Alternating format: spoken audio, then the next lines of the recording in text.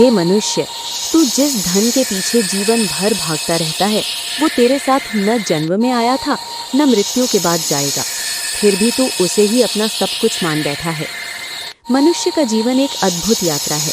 इस यात्रा में जन्म से लेकर मृत्यु तक वो किसी न किसी लक्ष्य के पीछे दौड़ता रहता है। बचपन में उसे खिलौनों की चाह होती है, युवावस्था में नाम, पैसा और प्रतिष्ठा की, और बुढ़ापे में सुरक्षा और सम्मान की।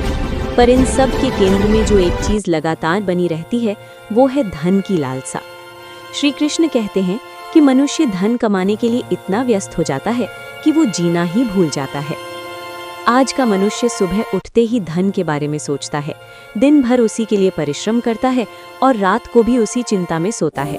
वो सोचता है और कमा लूं, थोड़ा और जमा कर लूं, भविष्य सुरक्षित हो जाएगा। पर भविष्य कभी स्थिर नहीं होता। श्री कृष्ण कहते हैं, जो भविष्य की चिंता में वर्तमान को खो देता है वो न वर्तमान का सुख भोग पाता है और न भविष्य का। धन अपने आप में बुरा नहीं है। श्री कृष्ण स्वयं कहते हैं कि जीवन यापन के लिए धन आवश्यक है, पर समस्या तब शुरू होती है जब धन साधन न रहकर साध्य बन जाता है।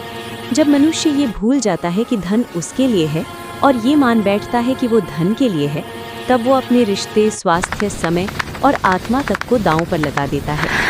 श्री कृष्ण कहते हैं, धन कमाने में इतना मत डूब जा कि तू अपने ही अपनों को भूल जाए, क्योंकि जब अंत आएगा तब ना तेरा बैंक बैलेंस साथ चलेगा, ना तेरा पद, ना तेरा वैभव। मनुष्य ये सोचता है कि धन से सब कुछ खरीदा जा सकता है, सुख, सम्मान, प्रेम, सुरक्षा।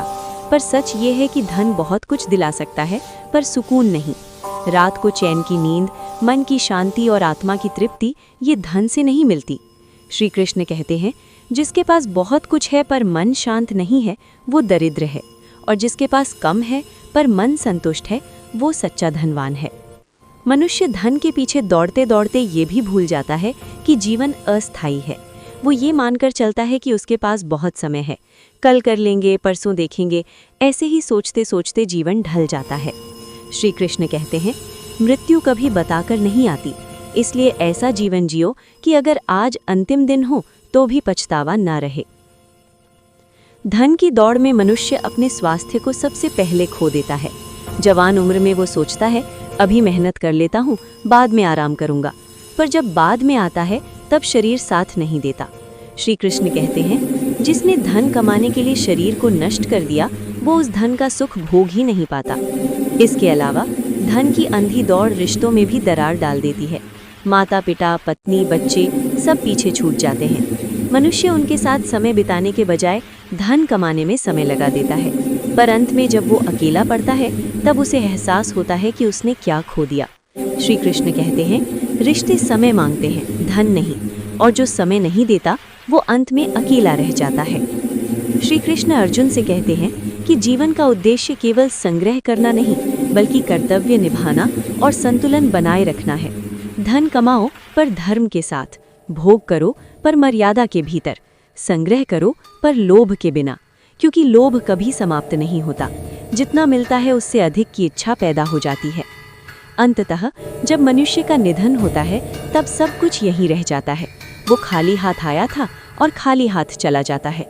उसके साथ केवल उसके कर्म जाते हैं। उसने कैसा जीवन जिया, किसे दुख दिया, किसे सुख दिया। श्री कृष्ण कहते हैं, धन नहीं कर्म बोलते हैं और वही अगले जीवन का मार्ग बनाते हैं। इसलिए श्री कृष्ण की सीख यही है कि धन के पीछे दौड़ो पर अंधे होकर नहीं, उसे जीवन का साधन बनाओ, लक्ष्य नहीं। जीवन को जियो, रिश्तों को निभाओ और मन को शांत रखो, क्योंकि सच्चा सुख बाहर नहीं भीतर है। जो ये समझ गया वही वास्तव में श्री कृष्ण की वाणी को समझ पाया। वीडियो पसंद आए तो लाइक, शेयर और सब्सक्राइब जरूर करें। ओम श्री कृष्ण।